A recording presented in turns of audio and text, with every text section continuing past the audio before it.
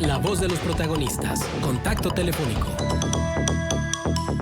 Bueno, y por hablar del tema, de verdad nos da muchísimo gusto conversar con el ingeniero Raúl Rodríguez Barocio sobre todo esto que significa la elección en Estados Unidos. El ingeniero Rodríguez Barocio pues ha desempeñado funciones de liderazgo en el ámbito académico, de negocio, cívico y gubernamental con base en Estados Unidos, México y Canadá.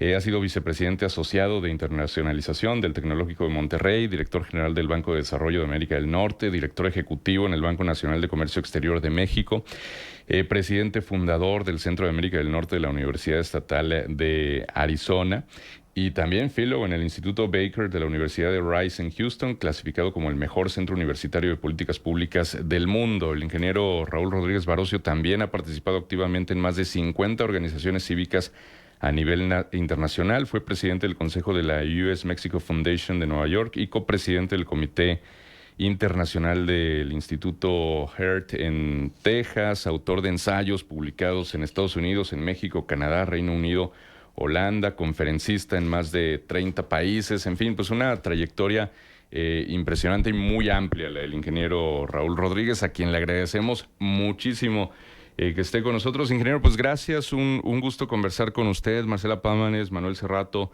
le saludamos. ¿Cómo está? Muy buenos días. Muy buen día y gracias a ustedes, Marcela y Manuel. Estamos en un día de gran tensión y expectativa respecto a lo que suceda mañana. Sí, exactamente. Tomando en cuenta, ingeniero, para ir entrando en materia, todo lo que ha venido ocurriendo en esta campaña, donde por parte del Partido Demócrata pues hubo este cambio de candidatura entre el presidente Joe Biden y Kamala Harris, y esto pues significó un punto de inflexión, ¿no? ¿Cómo se encuentran ahora? ¿Cómo considera que fue la última semana de campaña? ¿Y cómo están posicionados ambos candidatos en esta antesala del proceso electoral, de las elecciones, pues? Sí, escuchaba las cifras que dabas al principio de la conversación y habría que apuntar ahí que depende del día y de la hora, ¿no? Porque sí. Si ves las encuestas publicadas hoy en la mañana, hay empate virtual, sobre todo si consideras los márgenes de error.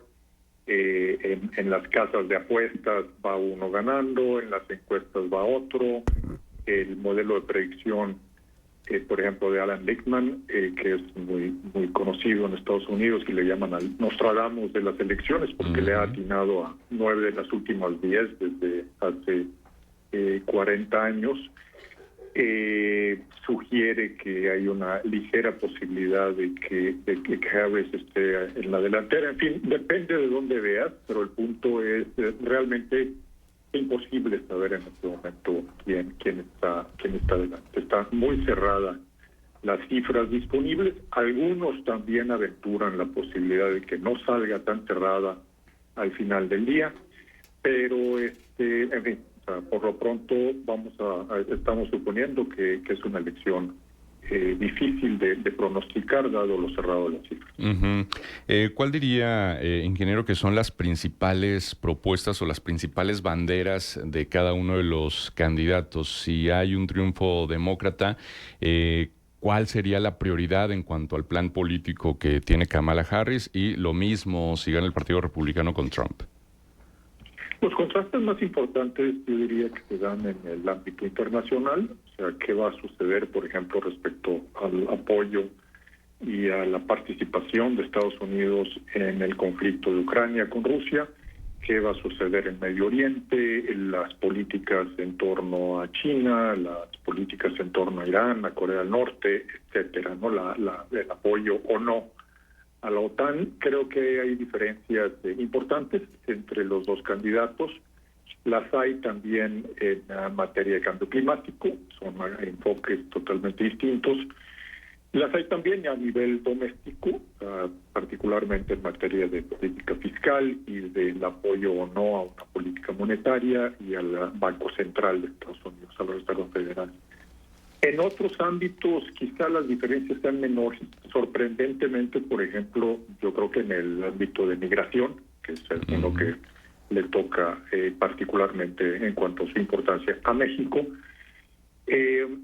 Yo creo que Kamala Harris estaría obligada por la circunstancia política y especialmente si se cumple el vaticinio de que el Congreso sea mayoritariamente republicano en ambas cámaras, como apuntan hasta ahorita ligeramente los pronósticos, va a tener muy poco margen de acción. Sin duda, no con los extremos que está planteando el candidato Trump, pero finalmente con una política muy restrictiva y muy dura en materia de contención de migración. Entonces, algunas diferencias son sutiles, otras son muy marcadas entre los dos candidatos, pero creo que en general uno representa una opción más dura y otra representa una opción un tanto más sutil, más suave. Quienes pronostican que por ser mujer, Kamala Harris, pues, particularmente con un enfoque de género, se daría una relación más sencilla y más fluida con la presidenta de México. Yo creo que están exagerando. Yo creo que finalmente, tanto en México como en Estados Unidos, las posiciones no dependen del género, sino dependen de la circunstancia política y, por supuesto, de las convicciones de cada quien. Sí, exactamente. Ahora también en el contexto internacional, pues está lo de la guerra comercial con China, y por eso a nosotros nos involucra tanto, ¿no? Lo que ocurra política, económicamente, socialmente también en Estados Unidos. El tema de económico, por ejemplo, actualmente el 83% de las exportaciones mexicanas van hacia Estados Unidos y el 40% de las importaciones provienen justamente de Estados Unidos. Por eso tenemos que estar atentos a lo que ocurra. En ese sentido, tanto si gana Trump o si gana Kamala Harris, ¿cuál sería la perspectiva económica en las relaciones con nuestro país, ingeniero? Yo creo que tanto en lo económico como en otros temas de la agenda bilateral, lo más probable es que se dé un endurecimiento de la relación. E insisto, sobre todo si se va a tener un Congreso finalmente republicano en ambas cámaras, que no es el caso hoy en día. Por ejemplo, por mencionar una referencia, el Economist, la revista The Economist, en un índice de riesgo dado el triunfo posible de Trump, menciona a México a la cabeza, o sea, como el país que enfrenta más riesgos con un triunfo de Donald Trump. Pero, insisto, como comentaba antes, pues algunas diferencias son más bien sutiles entre los dos candidatos en cuanto particularmente al impacto en México. Yo diría que los temas que más deben preocuparnos en el caso de México sería, como usted mencionaba, el tema económico, la migración, la seguridad, narcotráfico, etcétera, el impacto de las reformas constitucionales en México que se están llevando a cabo, el tema de energía, el tema de agua, el tema educativo, donde hay una gran oportunidad que no se está aprovechando. En fin, o sea, la gama de temas que son preocupantes, dada la intensidad que usted bien mencionaba en el caso de exportaciones mexicanas, dada la intensidad de la relación bilateral, la interdependencia entre los dos lados, pues, es muy amplia, ¿no? Esa gama. Un punto adicional, yo subrayaría interdependencia. Sin duda, sí, para México, pues la relación es vital, es importantísima, más del 80% del comercio exterior, etcétera. Pero también para Estados Unidos es muy importante la relación. México es el principal socio comercial desde el año pasado, pues Estados Unidos rebasamos a China.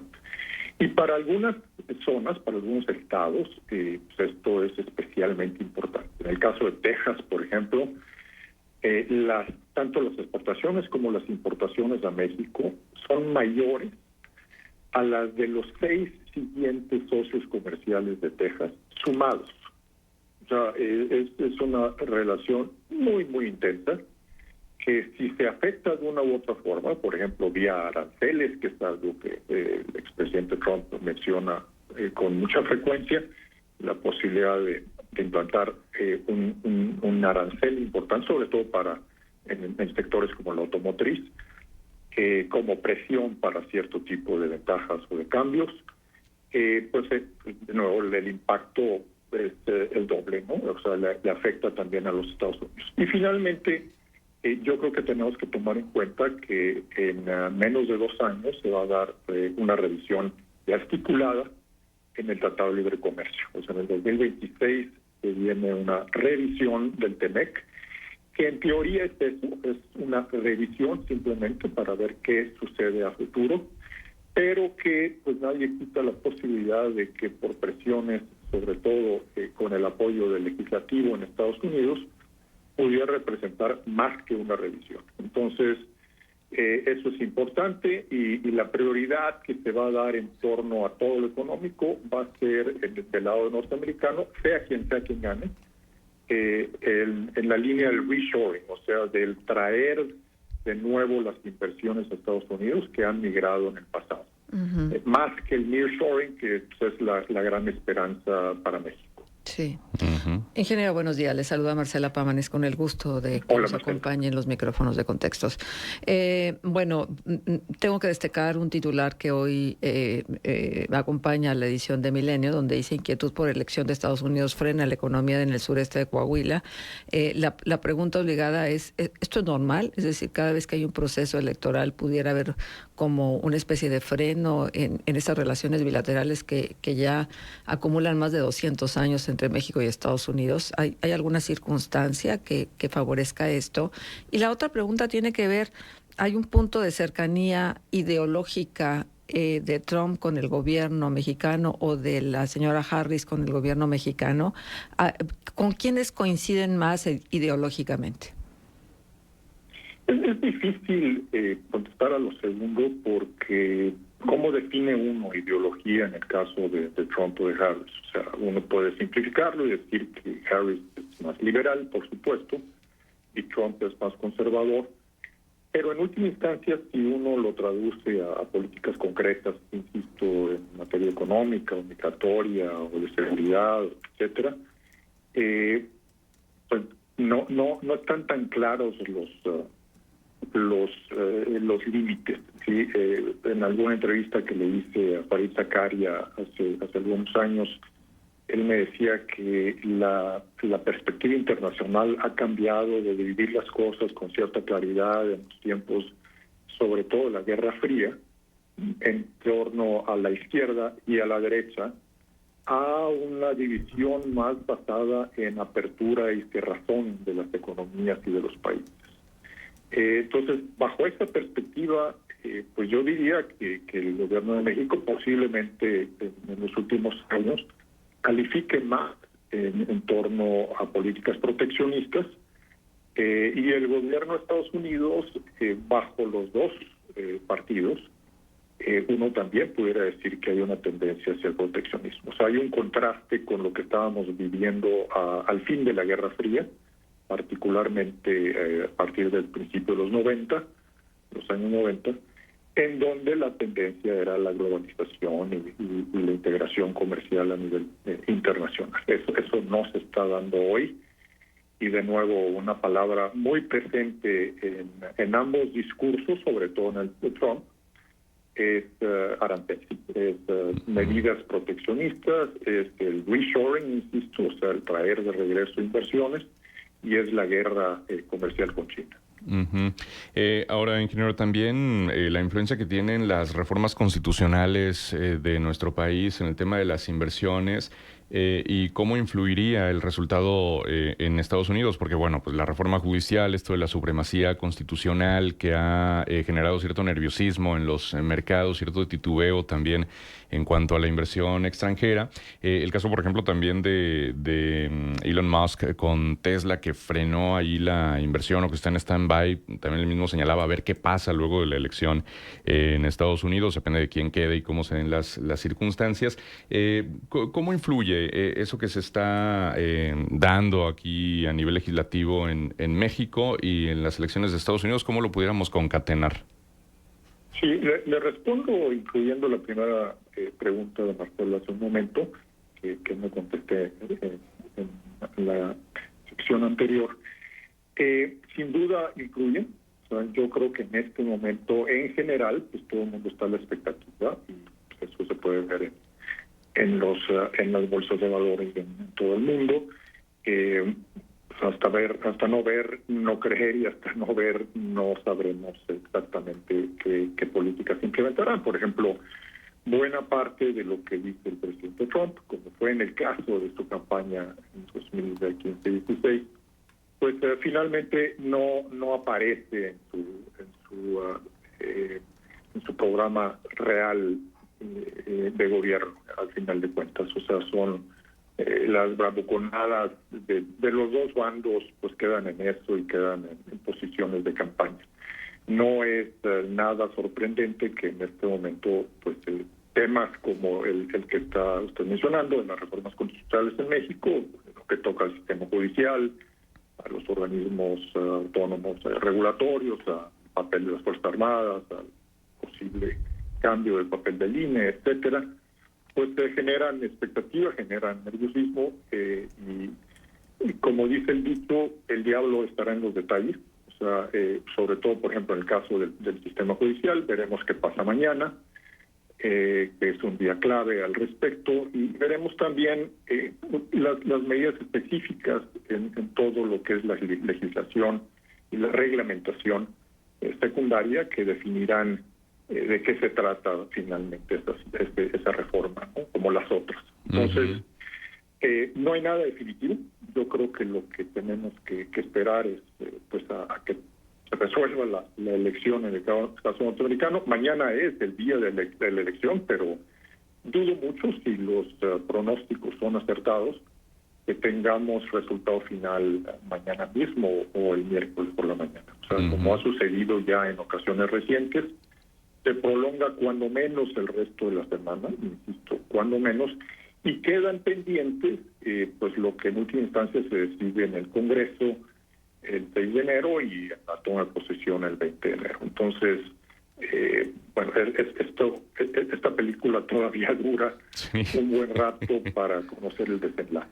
Muy bien, bueno, y si usted nos lo permite, a nosotros nos encantará seguir contando episodios de esta película con su presencia. Le agradecemos muchísimo, ingeniero, que haya estado con nosotros. Al contrario, y solamente agregaría un punto. Yo creo que Coahuila tiene un enorme potencial si todas las estrellas se alinean y estamos de nuevo en el mejor de los escenarios para los dos lados. Pues por lo que hemos visto en meses y años recientes en Coahuila, habrá frutos muy positivos de todo esto. Ojalá. Muy bien, pues ojalá y que así sea. Muchísimas gracias, ingeniero, por estar con nosotros. Al contrario, gracias. Hasta luego. El ingeniero Raúl Rodríguez Barocio, experto en temas de políticas públicas. Pero y bueno, de verdad, una trayectoria impresionante. Experto, de verdad, fue un honor tenerlo acá con nosotros. Sí, exacto. Pues estamos entonces en la antesala de las elecciones en Estados Unidos. Lo seguiremos, por supuesto, platicando. Mientras tanto, vamos a la pausa. Son ya las 8:27, 21 grados temperatura. Regresamos enseguida.